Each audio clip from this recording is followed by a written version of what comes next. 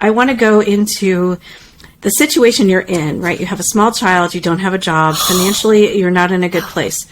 I always feel like those are those big pressure moments, right? That you can make a choice, right? You can hide and just kind of, stay in bed and pull the covers over your head and hope it gets better, or you can do something. And so what was your thought process at that point? It sounds like you did something, right? Even if you didn't know if it was the right thing to do at that moment. Well, my thought process was really panic, honestly. I was not in a good place. But when you get past that, my thought process was, I need to make this happen. So you're right. You have a choice. And, in the book, I talk about the fact that part of your brain is, saying, oh no. But the thinking part of your brain goes, okay, we can make this happen. We can make this happen. Go ahead and get started. So what I ended up doing was I started contacting, people that I knew, and I let them know. Now, you don't always do this. So the other time that I got laid off, I didn't want to tell people. I mean, I was so devastated. But that time I was like, I need to contact my network, and I need to say, do you know of anything? Are you aware? And so somebody gave me a contact of somebody else who knew something. So basically it was, I don't have a choice. I need to take some action now. What kind of action can I take? I need to reach out. I love that, because that's the other thing we talk about in my book too, which is make sure you have a good network of people that you can leverage, because you just never know when you might need it. And even if you're thoroughly thrilled at your job and you don't want to leave it, don't stop networking, because you just don't know. You could be like Laura's situation, and she thought she was fine, right? And you just don't know.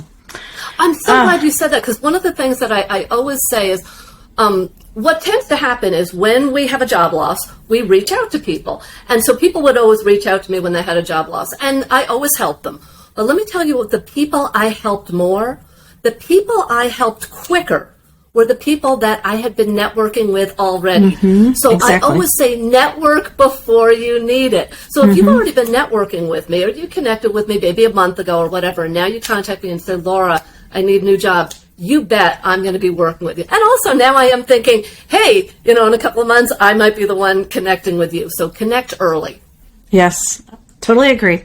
Yeah, you can't go ask for favors if you've never really talked to them or you don't know them that well. Yeah, that's just not going to work. Okay, I'm gonna push back on that though, Susan. Okay, so here's the funny part. So and generally I agree with you. But what's funny is when I work with a lot of women, they're like, I can't reach out to this person. I haven't reached out to them in 2 years. I haven't reached out to them in 6 months. I can't reach out to them. I'm like, reach out to them.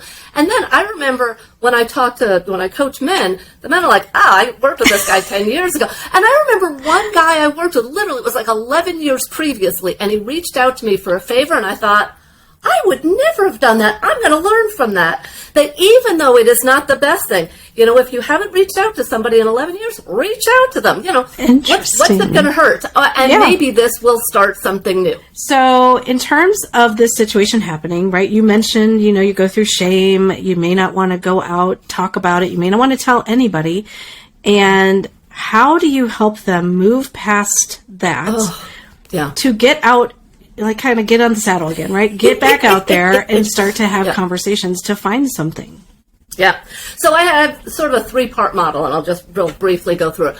The first one is you question it. So if you're in your mind, you're saying, I'll never get another job. I can't go out and talk to people, all sorts of bad things. So it's swirling in your head, and it's horrible. So you have to pull out one of these things and question, is it true that I'm never going to get a job? Well, no, that's not true. Is it true that I'm a terrible employee? No, it's not true. And so by looking at it, that helps. The second thing is you want to say it. And so this is sort of the tough part, that you don't want to tell people what's going on. But what you really need to do is, first of all, pick your most supportive people, okay? So if there's somebody supportive, talk to them about it. And then, even if you can't find a supportive person, this is going to sound funny, say it out loud. Because when I work with people, when I coach people, when they say something out loud, suddenly they realize it sort of loses the power. So if I say out loud, I'll never get another job, now that I say it out loud, I realize how silly it is. So sometimes saying it is helpful. And if you don't want to do it, journal it.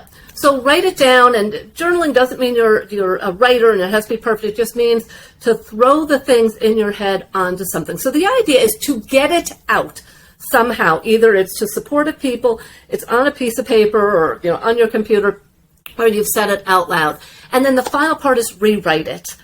So sort of turn it around. So again, if I say, I'm terrible and I lost my job, instead I can say something like, there are better jobs out there for me. This is a great opportunity. This gives me a chance to, to fulfill my dreams of being a writer or doing something.